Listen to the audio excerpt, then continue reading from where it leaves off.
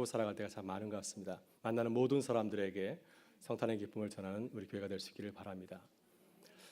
시오노 나나미는 로마 제국에 대한 방대한 역사서를 기록을 하였습니다. 로마인 이야기 15권을 기록했는데요. 이 시오노 나나미는 이 로마인 이야기에서 기독교에 대해서 계속해서 비판적인 입장을 가지고 있습니다. 네, 로마인 이야기 12권에서 기독교가 4세기에 급속하게 많은 사람들에게 퍼진 이유를 긍정적으로 소개를 하고 있습니다. 네 가지를 소개하고 있는데요. 첫 번째 이유는 기독교가 가진 절대적인 배타성입니다. 로마 제국은 모든 민족의 종교를 다 인정하였습니다. 그래서 로마 사람들이 고민이 많았습니다. 구원의 길이 너무 많기 때문에 고민이 많았는데 기독교는 오로지 한 길만 주장하였기 때문에 그것이 로마 제국의 많은 사람들에게 매력이 되었다고 하는 것입니다. 둘째, 기독교는 누구에게나 열려 있다고 하는 겁니다. 로마 제국은 철저하게 사회계층을 인정하고 낮은 신분자를 차별하였습니다. 그러나 기독교는 모든 신분을 다 허락하였습니다. 노동자든 노예든 추방된다든 범죄자까지도 다 받아들이게 되었습니다. 그래서 2세기와 3세기를 보게 되면은 이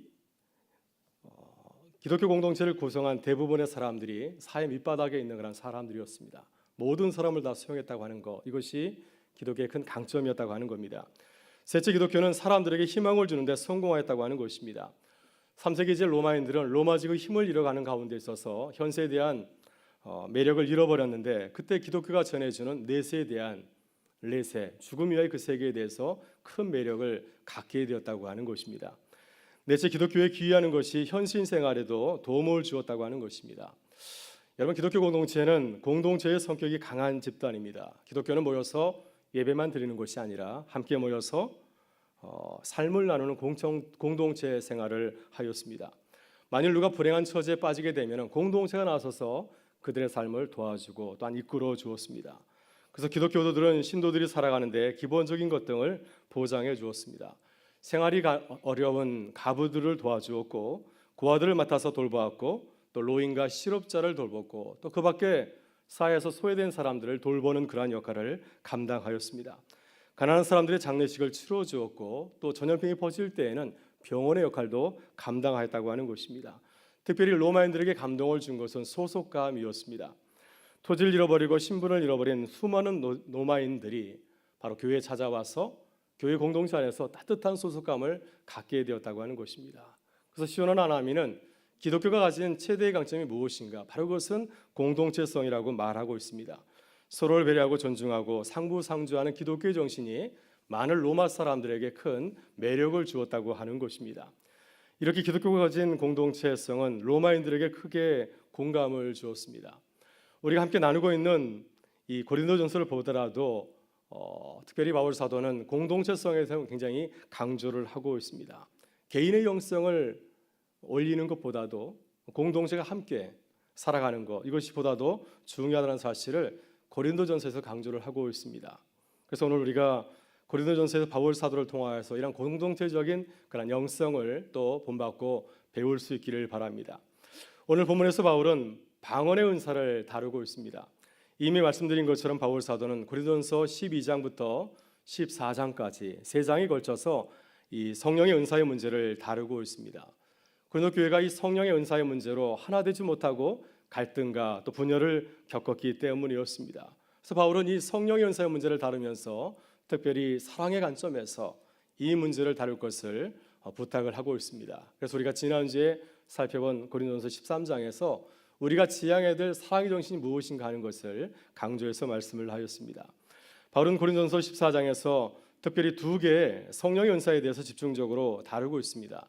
하나는 방언의 은사이고 또 하나는 예언의 은사입니다.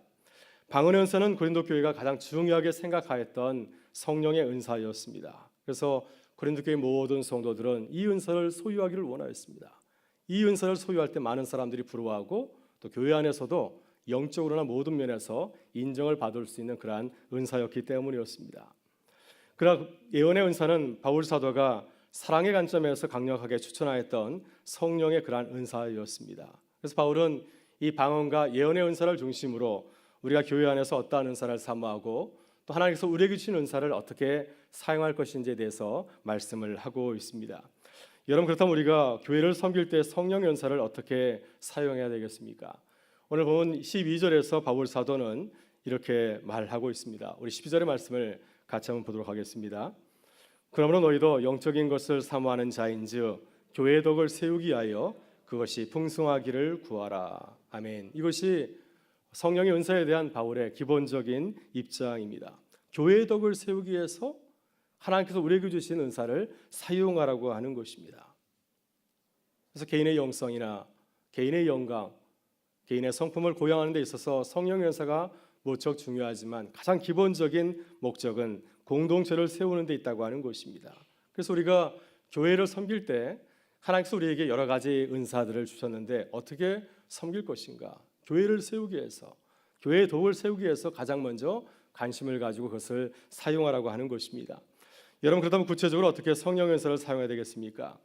오늘 본문 14장 전반부에서 바울은 그 이유를 몇 가지 비유들과 또 자신의 삶의 이유를 가지고 예를 가지고서 이것을 설명을 하고 있습니다.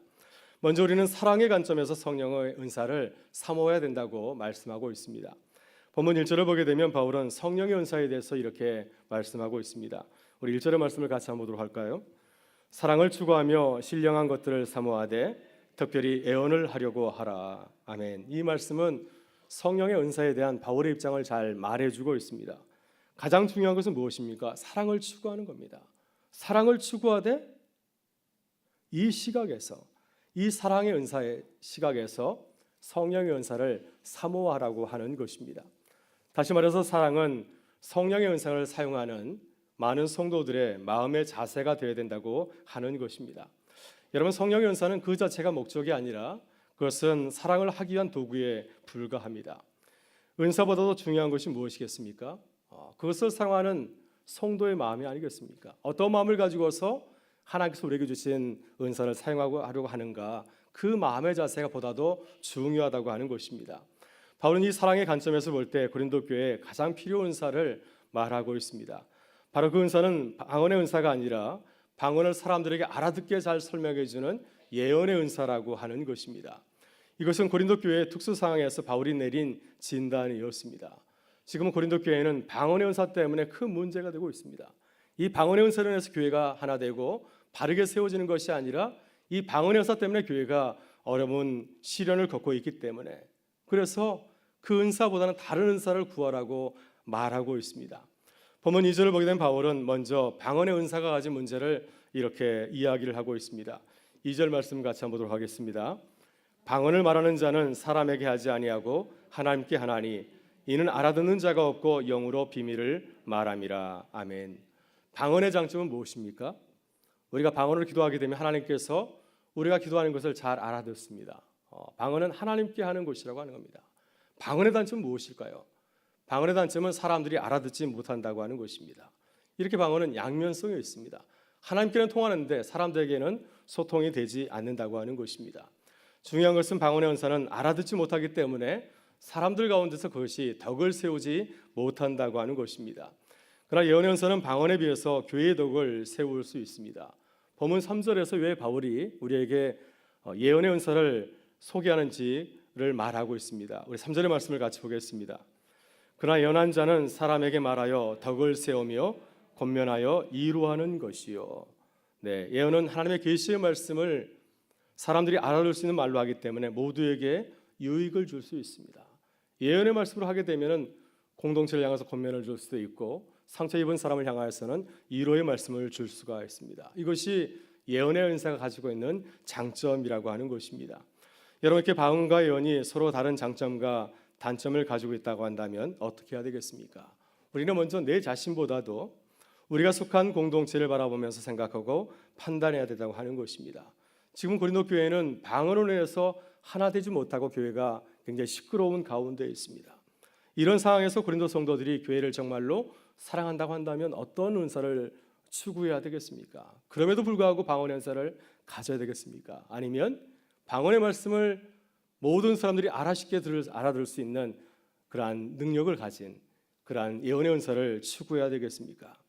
바울은 4절과 5절에서 이렇게 권면하고 있습니다. 같이 한번 읽어보겠습니다. 방언을 말하는 자는 자기의 덕을 세우고 예언하는 자는 교회의 덕을 세우나니 나는 너희가 다 방언 말하기를 원하나 특별히 예언하기를 원하노라. 만일 방언을 말하는 자가 동역하여 교회 덕을 세우지 아니하면 예언하는 자만 못하니라. 아멘. 네, 바울은 지금 어떤 관점에서 교회를 바라보고 있습니까? 사랑의 관점에서 교회를 바라보고 있습니다.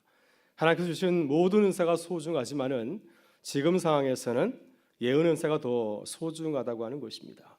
예언 은사는 모든 사람들이 알아들 수 있기 때문에 이 어지러운 가운데 주의 말씀을 바르게 증거하게 되면은 교회를 더욱 건강하게 세울 수 있다고 하는 것입니다. 그래서 방언의 그 내용을 사람들에게 알기 쉽게 전할 수 있는 이 예언의 은사를 사모할 것을 당부를 하고 있습니다. 여러분, 이것이 성령의 은사를 바라보는 우리의 기본 자세가 되어야 됩니다. 바울 사도는 고린도전서 12장에서 교회와 교인들의 관계를 사람의 몸과 지체에 비유를 하고 있습니다. 만일 우리의 몸과 지체가 다 하나라고 한다면 어떻게 될까요? 우리의 몸에 입만 있다면 어떻게 되겠습니까? 손과 발만 있다면 어떻게 되겠습니까? 우스꽝스러운 모습을 하지 않겠습니까? 우리의 몸에는 여러 가지 수많은 지체들이 필요합니다. 각 지체가 각 분야에서 제 역할을 잘 감당해야 우리 몸이 건강에 설 수 있고 또 맡은 사역을 잘 감당할 수가 있습니다. 교회도 마찬가지입니다. 교회도 여러 가지 은사가 필요합니다. 만일 모든 사람들이 방언의 은사만 가지고 있다고 한다면 어떻게 될까요? 서로 소통할 수 있겠습니까?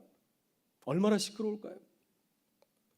그래서 그것을 통해 갈 수 있는 예언을 말하는 자가 있어야 된다고 하는 것입니다. 여러 가지 은사가 있어야 교회가 흔들리지 아니하고 균형감을 유지할 수 있으며 골고루 성장할 수 있다고 하는 것입니다.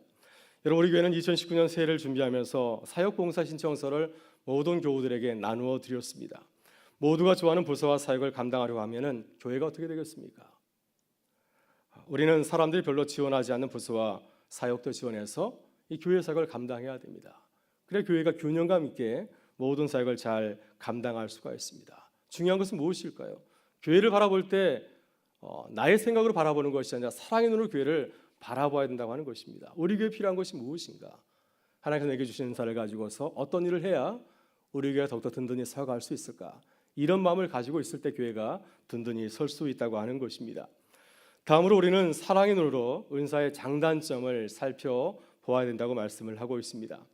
본문 6절을 보게 되면 바울은 방언의 은사가 가진 단점을 지적을 하고 있습니다. 방언이 장점이 굉장히 많은데 그 중에 한 부분을 이야기하는 것입니다. 이 점에서 오해를 하지 않으면 좋겠습니다. 6절의 말씀을 같이 한번 읽어보겠습니다. 그런즉 형제들아, 내가 너에게 나아가서 방언으로 말하고 계시나 지식이나 예언이나 가르치는 것으로 말하지 아니하면 너에게 무엇이 유익하리요. 아멘. 바울은 지금 방언의 피해 상황에 대해서 정확하게 진단을 하고 있습니다. 지금 고린도 교회가 시끄러운 것은 방언만 말하고 그리고 이것을 계시나 지식이나 예언이나 또 가르침으로 교우들에게 잘 설명하지 않기 때문입니다. 방언 말하는 자들이 교회를 세우기 위해서 하나님의 말씀을 방언으로 말하는 것이 아니라 자신의 그 영성을 보여주기 위해서 내가 얼마나 신령한 자인가를 보여주기 위해서 이렇게 말하기 때문에 그래서 그것으로 인해서 오히려 교회가 바로 세워지지 아니하고 무너지고 있다고 하는 것입니다. 그래서 방언의 그 실상이 무엇인가? 방언이 가지고 있는 장점도 있지만 단점이 무엇인가 하는 것을 한번 살펴보라고 하는 것입니다. 나아가서 바울은 고린도 교회 상황에서 방언의 은사를 세 가지 비유를 통하여서 진단을 하고 있습니다. 첫째, 방언을 악기에 비유하고 있습니다. 7절의 말씀을 같이 한번 보도록 할까요? 호필이나 검은고와 같이 생명 없는 것이 소리를 낼 때 그 음의 분별을 나타내지 아니하면 피리 부는 것인지 검은고 타는 것인지 어찌 알게 되리요. 아멘. 바울이 참 재미있는 비유를 하고 있습니다. 방언을 통역하지 않으면 시끄러운 소리를 내는 피리나 검은고와 별로 다를 바가 없다고 하는 것입니다. 그래서 방언을 하려면 모든 사람들이 알아들 수 있는 예언의 말씀으로 그것을 전하라고 하는 것입니다. 둘째, 방언을 군대의 나팔 소리에 비유를 하고 있습니다. 8절에서 이렇게 말씀하고 있습니다. 같이 한번 보겠습니다. 만일 나팔이 분명하지 못한 소리를 내면 누가 전투를 하리요. 네, 군대에서는 아침에 기상 나팔을 불죠. 그래서 아침에 나팔을 불면은 모든 병사들이 아침이구나 하면서 일어나게 됩니다. 전투를 할 때 나팔을 불게 되면 공격하나 보다 하면서 모든 병사들이 앞을 향해서 공격을 하게 됩니다. 이렇게 나팔 소리는 분명한 목적과 의도를 가지고 있습니다. 방언도 그렇다고 하는 것입니다. 그 목적대로 바르게 사용해야 방언도 모든 사람에게 유익을 준다고 하는 것입니다. 따라서 바울은 이 비유를 통해서 하나님께서 우리에게 주신 모든 성령의 은사를 그 본래의 목적대로 교회를 세우기 위해서 바르게 사용할 것을 우리에게 당부를 하고 있습니다. 셋째 방언을 예국어의 비유를 하고 있습니다. 본문 9절부터 11절에서 이렇게 말하고 있습니다. 같이 한번 읽어보겠습니다. 이와 같이 너희도 혀로서 알아듣기 쉬운 말을 하지 아니하면 그 말하는 것을 어찌 알리요? 이는 허공에다 말하는 것이라. 이같이 세상에 소리의 종류가 많으나 뜻없는 소리는 없나니 그러므로 내가 그 소리의 뜻을 알지 못하면 내가 말하는 자에게 외국인이 되고 말하는 자도 내게 외국인이 되리니. 아멘. 네. 사도행전 2장을 보게 되면 성령의 역사가 일어나게 되었습니다. 그래서 초대교회 성도들이 놀라운 성령의 역사를 경험하고 방언을 말하는 은사를 갖게 되었습니다. 사도행전 2장 4절 말씀이 이렇게 증가하고 있습니다. 그들이 다 성령의 충만함을 받고 성령이 말하게 하심을 따라 다른 언어들로 말하기 시작하니라. 초대교회 성령 강림 사건이 일어난 그때는 언제였습니까? 디어스포라 유대인들, 전 세계에 흩어져 있는 유대인들이 한 자리에 모이는 오순절 절기였습니다. 그래서 예루살렘에 각 나라에 말하는 수많은 유대인들이 모이게 되었습니다. 겉은 유대인이지만 말은 저마다 달리하는 각 나라 사람들이 모이게 된 곳이죠. 그때 초대교회 성도들이 다른 나라의 방언으로 복음을 전하였습니다. 그 모습을 보면서 모든 사람들이 깜짝 놀랐습니다. 왜냐하면 초대교회 성도들, 제자들은 갈릴리 사람들이었기 때문입니다. 그들은 다른 나라의 말을 배워본 적이 없는데 이들이 성령의 충만함을 받고 다른 나라의 말로 복음을 증거할 때 사람들이 깜짝 놀라게 되었습니다. 그래서 초대교회 성도들이 성령의 은사를 통하여서 방언을 전할 때 각 나라 사람들에게 그들이 알아들을 수 있는 말로 복음을 설명하며 전할 때 하나님께 큰 영광을 돌리게 되었습니다. 그러나 고린도 교회 상황은 초대교회 방언과는 전혀 다릅니다. 그들은 지금 방언을 가지고서 각 나라의 말로서 고린도 교회 성도들에게 복음을 전하고 있는 것이 아닙니다. 고린도 지역에 있는 많은 외국인들에게 그들이 사용하고 있는 말을 가지고서 복음을 전하고 있는 것이 아닙니다. 그들은 지금 교회 내에서 신비로운 방언을 말함으로써 자신의 그 영성과 그리고 자신의 신앙을 가시하고 있습니다. 그래서 그들이 하는 방언은 알아듣기 힘든 외국어와 별반 다를 게 없다고 하는 것입니다. 바로 여기에 바울이 방언을 말하기보다는 예언을 하라고 권면하는 중요한 이유가 있습니다. 그래서 아무리 신령한 은사를 할지라도 그것이 하나님께 영광을 돌리지 못하게 되면은 그것을 절제할 것을 이렇게 당부를 하고 있습니다. 마지막으로 우리는 어떻게 성령 은사를 삼아하고 사용해야 되겠습니까? 우리는 교회의 덕을 세우기 위해서 겸손하게 하나님께서 우리에게 주신 은사를 사용해야 된다고 하는 것입니다. 여러분, 바울은 방언의 은사를 반대하거나 비난하는 것이 아닙니다. 지금 바울은 고린도 교회 상황에서 방언의 은사를 너무도 사모하고 또 이 방언의 은사 때문에 교회에 큰 문제가 생겼기 때문에 방언에 대한 열기를 식히려고 지금 반대 이야기를 하고 있는 것이지 방언 자체를 부인하거나 비난하는 것은 아니라고 하는 것입니다. 그래서 우리가 이 점을 오해해서는 아니어야 됩니다. 그래서 이 말씀을 가지고서 또한 방언하는 사람들을 비난하거나 비판해서는 크게 잘못된 것이죠. 그것은 말씀을 잘못 이해한 것입니다. 그러나 방언하고 기도하시는 분들은 어떻게 해야 교회에 덕을 세웠을까를 한번 생각해 보라고 하는 것입니다. 하나님께서 내게 주신 은사들, 방언은 대표적인 은사이죠. 하나님께서 저마다 주신 은사가 다른데 내게 주신 은사를 가지고 어떻게 세울 수 있을까? 이것을 사랑의 관점에서 한번 고민하면서 검토해 보라고 하는 것입니다. 바울은 자신의 이야기를 하고 있습니다. 자신이 방언의 은사를 어떻게 사용하고 있는지를 오늘 본문을 통해서 이렇게 말씀을 하고 있는데요. 18절과 19절에서 그는 이렇게 고백을 하고 있습니다. 우리 18절과 19절의 말씀을 같이 보겠습니다. 내가 너희 모든 사람보다 방언을 더 말함으로 하나님께 감사하노라. 그러나 교회에서 내가 남을 가르치기 하여 깨달은 마음으로 5마디 말을 하는 것이 1만마디 방언으로 말하는 것보다 나으니라. 아멘. 네, 바울은 누구보다도 방언을 잘하는 은사를 가지고 있다고 고백을 하고 있습니다. 그러나 바울은 방언의 은사를 자제하고 있습니다. 그 방언의 은사가 나에게는 큰 유익이 되죠. 내가 하나님께 기도할 때 내 마음에 그 탄식하는 것을 드릴 수 있기 때문에 내게 큰 유익이 되지만은 내가 그래서 그 방언으로 기도할 때 교회에 유익이 되지 못하기 때문에 나는 하지 않는다고 하는 것입니다. 그래서 바울은 비유를 이렇게 말하고 있습니다. 방언 1만 마디보다 사람들에게 은혜를 주는 5마디 말이 더 낫다라고까지 말하고 있습니다. 그래서 이러한 이유 때문에 교회의 덕을 세우기 위해서 자신은 방언의 은사 말하기를 자제하고 있다, 절제하고 있다고 고백을 하고 있습니다. 여러분 잠언 25장 11절과 12절에 이런 말씀이 있습니다. 경우에 합당한 말은 아로 새긴 은쟁반의 금사관이라. 슬기로운 자의 책망은 청정하는 귀에 금고리와 점금 장식이니라. 참 아름다운 말씀이죠.